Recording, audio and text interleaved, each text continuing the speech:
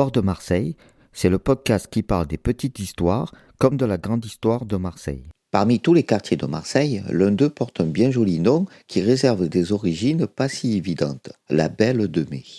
Je vous propose de lancer l'enquête en cherchant dans quelques ouvrages, dans des journaux, pour essayer de découvrir pourquoi ce quartier porte ce nom.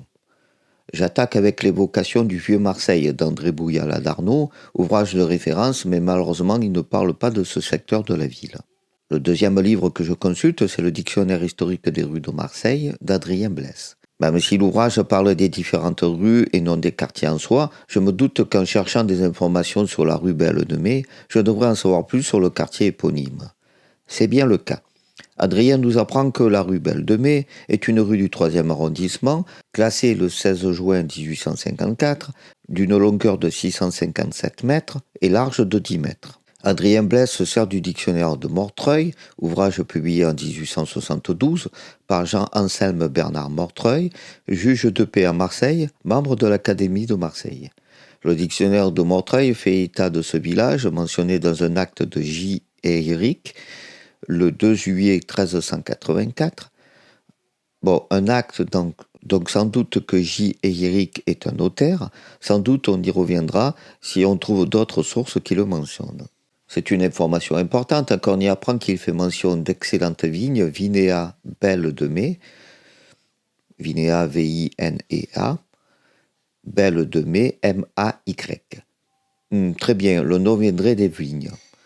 Adrien précise que ce quartier rural est connu sous son nom depuis le XIVe siècle, mais aménagé que vers 1850. Vient ensuite l'évocation de la tradition, très ancienne, dit-il, perpétuée jusqu'à la fin du XIXe siècle, pendant le mois de mai, celle de la Belle de Mai, une jeune fille vêtue de blanc, couronnée de fleurs, parcourait le village sur un char ou posait au coin de la rue, pendant que ses compagnes sollicitaient des passants une légère rétribution. On évoque souvent cette tradition comme la raison du nom du quartier, mais cela ne semble pas logique. L'acte notarial de 1384 sur la vigne semble la bonne piste. Adrien Blaise nous parle ensuite de l'église du quartier, inaugurée le 20 mai 1839, consacrée le 14 septembre 1845 et détruite par le bombardement aérien du 27 mai 1944. Formée d'une seule nef voûtée et d'une abside carrée, elle mesurait 30 mètres de longueur sur 12 de large et remplaçait l'église Saint-Charles en 1720. Reconstruite, l'église actuelle fut inaugurée le 2 juin 1957, toujours sous le nom de Saint-Charles. Adrien Blaise nous apprend donc l'essentiel. La Belle de Mai étant un quartier aujourd'hui au cœur de Marseille, il n'en reste pas moins un des villages que Marseille a englobé à son territoire quand il s'agissait de s'affranchir de ses murs étroits. Cela nous amène à consulter le livre La banlieue de Marseille d'Alfred Sorel, ouvrage de 1878 et qui complète très bien le dictionnaire historique des rues de Marseille en étudiant la genèse des banlieues de Marseille. Alfred Sorel commence par la mention d'une origine antique. Par l'intermédiaire de M. Meignier du quartier de Saint-Louis, on ne connaît pas son prénom apparemment. En 1866, paraissait à Marseille un ouvrage de 154 pages intitulé Les anciens chemins de Marseille, description historique et topographique du territoire, dont l'auteur était ainsi présenté par Meignier, quartier Saint-Louis, banlieue de Marseille. Ce M. Meignier évoque le souvenir d'un temple qui, dans les temps antiques, aurait été élevé en l'honneur de Maya, mais Sorel précise qu'il n'y croit pas, faute de ruines. Il préfère évoquer une origine déjà énoncée, celle de la Belle Vigne. Et pour cause, il se sert de la même source, l'acte d'un notaire, le 11 mars 1369, appelé J. Émeric, A-Y-M-E-R-I-C. Le nom est approchant, la date est éloignée, mais c'est sans doute la même source. Sorel parle de clé du mystère pour cet acte et que l'officier ministériel mentionne une Vinéa Belle de Mai, Vinéa V-I-N-E-A, Belle de Mai M-A-Y. Cette vigne est si florissante et si renommée pour ses produits qu'il emploie le superlatif pour la désigner de façon qu'on ne se méprenne pas. Elle est belle de reste, belle d'aimer, D-M-A-I, qui veut dire de reste, belle de reste en provençal. Avec le temps, le nom change. L'acte du 26 juillet 1384, Bella de Mai, B-E-2-L-A, D-E et M-A-Y, avec l'abandon du latin ou du provençal au profit du français, en 1666, c'est Belle de Mai, B-E-2-L-E, plus loin D-E, plus loin M-A-Y. Sorel n'oublie pas de parler pour autant de cette tradition de la Belle de Mai. Les jeunes filles du quartier élisent la plus belle d'entre elles pour être habillées de blanc, la tête couverte d'une couronne de fleurs et d'un grand voile et postées au coin d'une rue. Les autres font la quête. La journée finie, les jeunes filles emploient l'argent ainsi récolté pour s'acheter des friandises. Sorel évoque aussi d'autres sujets qui s'éloignent du sujet du jour, l'origine du nom du quartier. Mais je vais parler du passage sur l'église que l'on sait détruite depuis par le bombardement de 1944. Cette église qui peut être classée dans le style grec est formée d'une nef unique voûtée, l'abside est carrée, l'aspect général est loin de charmer l'œil. La première pierre fut posée le 20 mai 1838, la bénédiction eut lieu le 20 mai 1839 et sa consécration le 14 septembre 1843. Cette église remplace la chapelle qui existait dans le quartier proprement dit de Saint-Charles, à peu près à l'emplacement du boulevard Jobin, d'où le nom peu en rapport avec la Belle de Mai.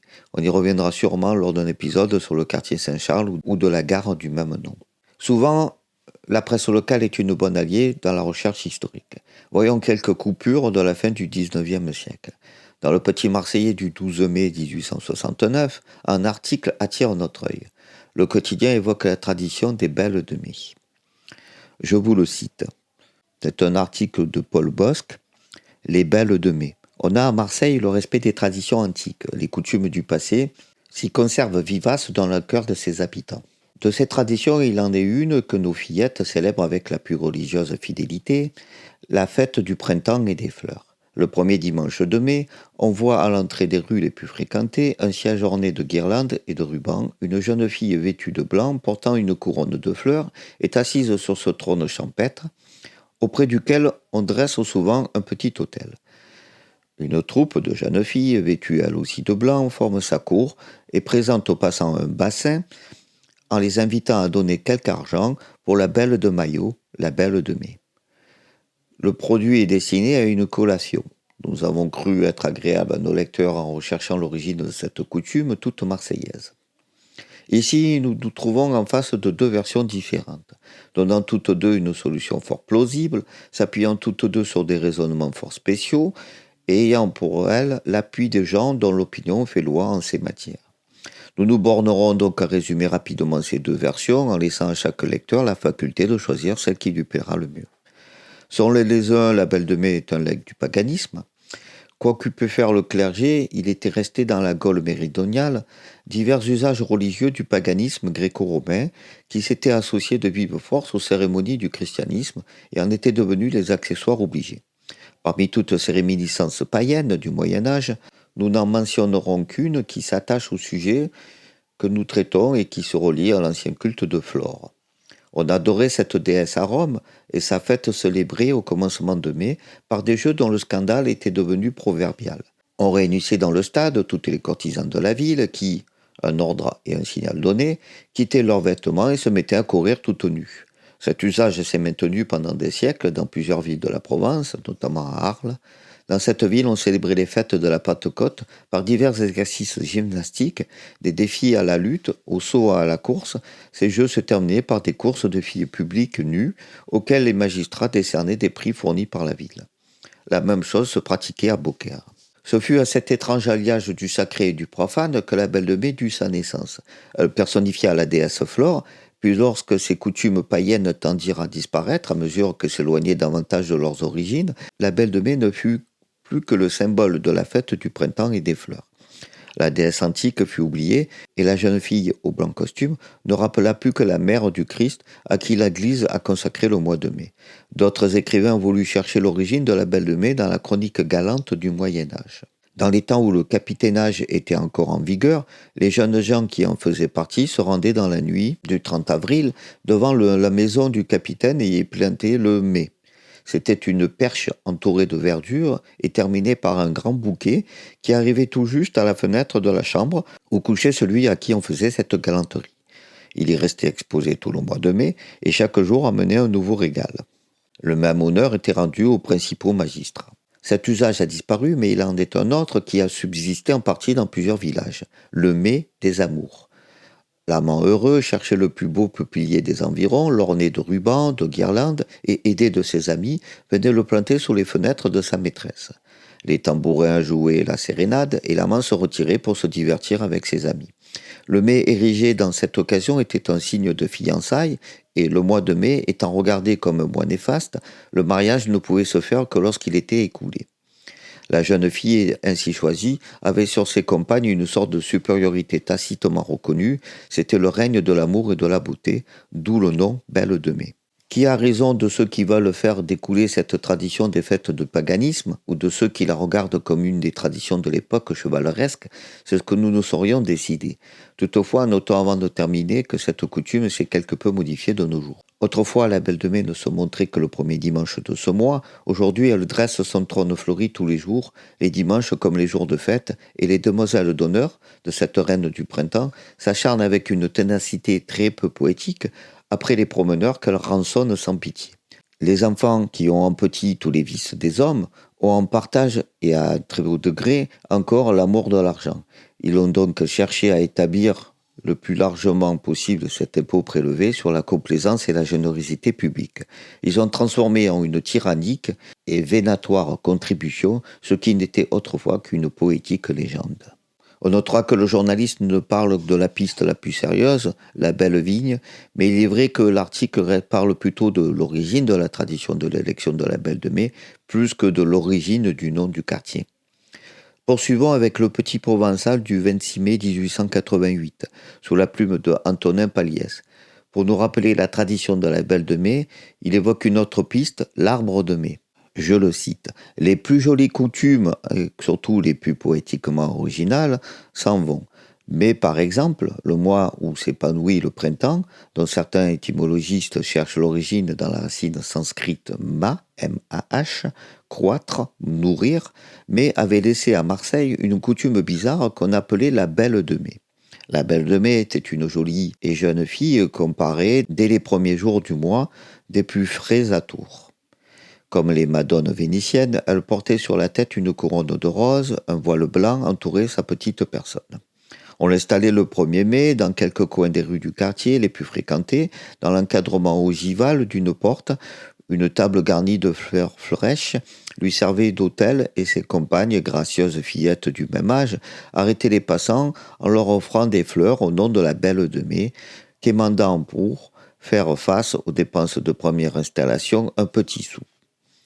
Qui ne se rappelle n'avoir vu il y a quelques 20 ans dans les quartiers excentriques, surtout ce petit hôtel fleuri derrière lequel pontifiait, grave et digne, une minuscule madone au teint bruni, à l'œil noir, qu'il ne se rappelle les voix délicieusement timides de cette vestale du printemps, vous offrant une fleur en échange d'un petit sou, sollicitant avec un « ça vous portera bonheur » une offrande qui dépassait souvent ses espérances.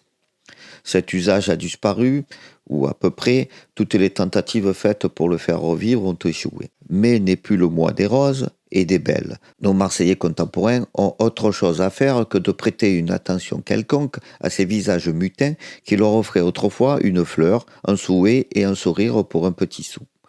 C'est à ces réflexions quelque peu pessimistes que je me livrais l'autre jour dans un de nos quartiers excentriques, en voyant accourir devant moi une toute jeune fille, demandant quelque chose au nom de la Belle de Mai. Instinctivement, je la cherchais, cette belle et sa petite table fleurie, et ce n'était plus qu'une imitation carnavalesque de l'usage si répandu autrefois dans notre vieux Marseille. La Belle de Mai assise, mal peignée, les cheveux en coup de vent, et les vêtements à la diable, ne rappelaient en rien l'éclosion des roses qu'elle avait la prétention de personnifier. Autour d'elle, une dizaine de bambins de tout âge se disputaient la seule soucoupe qui servait de sébile pour solliciter les offrandes des passants. Et quand je m'approchais pour voir de plus près, en curieux, cette cour d'amour d'un nouveau genre, une mimique désordonnée s'établit entre les prêtres de la lilliputienne déesse pour savoir lequel de ces bons hommes allait me demander le petit sou traditionnel. Je donnai 2 sous à la gamine qui me présenta un œillet rouge d'une fraîcheur douteuse et toute la petite troupe s'envola vers le pâtissier le plus voisin car, comme les autres, ces prêtres vivent de l'autel. D'où vient cet usage de la Belle de Mai ? Des chercheurs plus compétents que moi vous le diront car j'ai vainement demandé à quelques auteurs le mot de cette énigme locale. Marchetti, Jean de Beaumy et autres que j'ai à la hâte consultés ne m'ont rien appris sur la matière. La Belle de Mai est-elle née de l'usage de l'arbre de mai que le premier jour de ce mois les villageois de Provence plantaient devant la porte de leur bon ami ? Il y a tout lieu de le croire. Car ce n'est point seulement en Provence et à Marseille qu'il était coutume, dans le Moyen-Âge, de célébrer le 1er mai. Dans beaucoup de contrées, ce jour était férié. L'offrande de l'arbre de mai, dans certaines contrées, était une obligation féodale. Les vassaux arrivaient le matin, à la première heure, devant le château de seigneur, et après avoir abattu un arbre jeune, vigoureux et bien branché, ils le plantaient en terre devant la porte de leur seigneur et maître, et après cet hommage rendu, ils s'acquittaient envers lui des redevances annuelles qu'on payait à cette époque. Lefebvre de Saint-Rémy raconte que le mai que les seigneurs s'offraient entre eux était souvent un défi. La coutume de planter un mai dans les villes subsistait encore au XVIIe siècle. Quant à l'usage de la Belle de Mai, autrefois très suivi à Marseille, il faut sans doute remonter pour en trouver l'origine aux anciennes et bonnes coutumes de nos massaliotes qui n'ont point toutes survécu, les plus poétiques et les plus originales, à la corruption contemporaine. Mais reste pour les poètes et les amoureux le plus joli mois de l'année, le mois des roses, celui pour lequel versificateurs facétieux et poètes élégiaques ont isolé les rimes les plus riches, cela lui suffit.